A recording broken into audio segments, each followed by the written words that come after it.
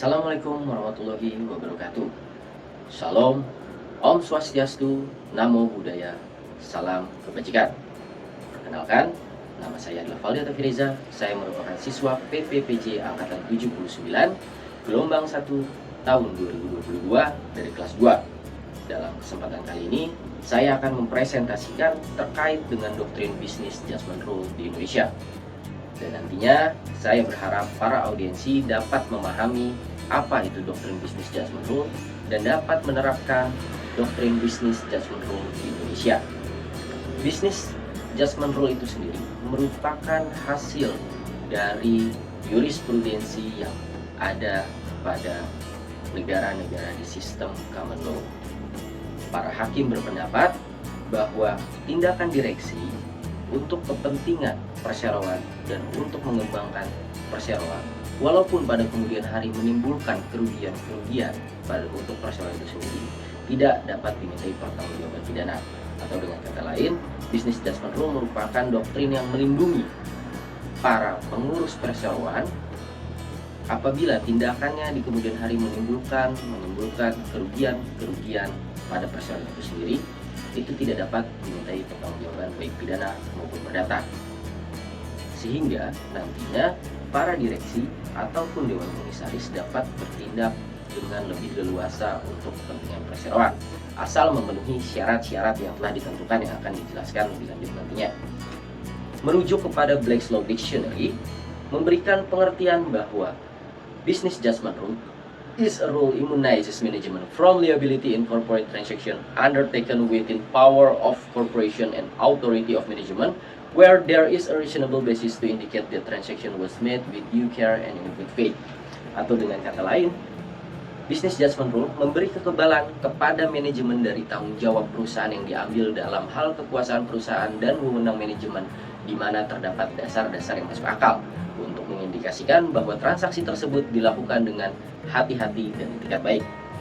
Lebih lanjut lagi, Stephen M. Bainbridge memberikan pendapatnya, "My analysis grounded on the core proposition that the business judgment rule, like all of corporate law, is designed to effect a compromise on a case-by-case basis between two competing values.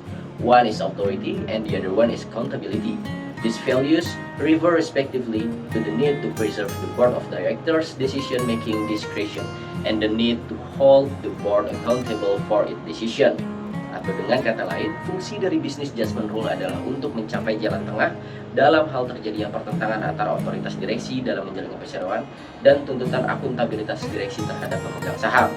Jadi, pada prinsipnya doktrin bisnis judgment rule itu merupakan perlindungan terhadap pengurus perseroan dalam hal melakukan tindakan-tindakan untuk kepentingan perseroan, namun kemudian hari menimbulkan kerugian terhadap perseroan tersebut, itu tetap dapat dilindungi oleh hukum dengan tidak dapatnya pertanggungjawaban pidana, baik pidana maupun perdata terhadap pengurus perseroan tersebut. Namun, untuk dapat menerapkan bisnis judgment rule itu sendiri terdapat 4 syarat. Yang pertama adalah tidak adanya kepentingan, konflik kepentingan atau konflik of interest dari tindakan yang dilakukan oleh pengurus perseroan. Yang kedua, tindakan tersebut harus dibuktikan dengan itikat baik atau berlandaskan itikat baik dan prinsip kehati-hatian. Yang ketiga, tindakan tersebut memiliki dasar yang kuat atau reasonable reason yang dapat dipertanggungjawabkan. Dan yang keempat, tindakan tersebut merupakan tindakan demi kepentingan perseroan dan demi niatnya adalah untuk mengembangkan perseroan itu sendiri. Di Indonesia sendiri sebenarnya bisnis judgment rule telah diadopsi di dalam Undang-Undang Nomor 40 Tahun 2007 tentang perseroan terbatas, yaitu dalam pasal 97 ayat 5 dan pasal 104 ayat 4. Pada pasal 97 ayat 5 itu merupakan perlindungan terhadap direksi apabila di kemudian hari terdapat kerugian terhadap perseroan, yang mana terdapat 4 syarat yang harus dipenuhi untuk kemudian dapat diaplikasikan doktrin bisnis judgment rule ini. Yang pertama adalah kerugian tersebut bukan karena kesalahan dan kelalaiannya. Yang kedua adalah telah melakukan pengurusan dengan itikat baik dan kehati-hatian untuk kepentingan dan sesuai dengan maksud dan tujuan perseroan.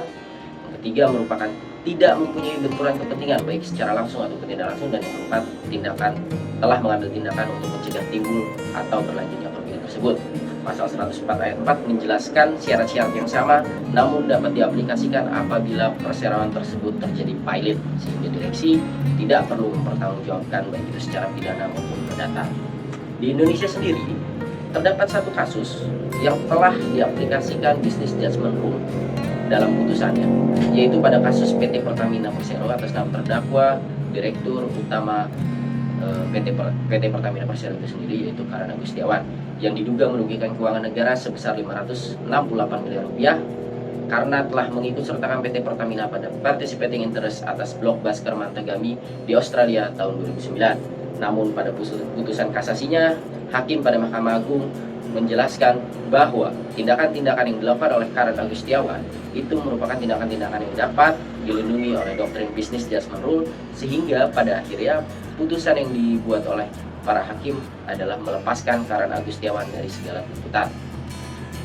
Jadi, pada kesimpulannya, bisnis judgment rule ini merupakan bisnis yang merupakan doktrin yang sangat berguna demi melindungi para pengurus perseroan, sehingga tindakan-tindakan yang dilakukan tidak diikuti dengan rasa ketakutan, sehingga nantinya perseroan dapat terus berkembang. Dan ini juga sangat penting untuk perseroan-perseroan badan usaha milik negara. Saya berharap apa yang telah saya jelaskan dapat dipahami dengan mudah oleh para audiens. Atas kekurangannya, saya mohon maaf. Saya akhiri, wabillahi taufiq wal hidayah. Wassalamualaikum warahmatullahi wabarakatuh. Shalom, Om Santi Santi Om. Namo Buddhaya, salam kebajikan.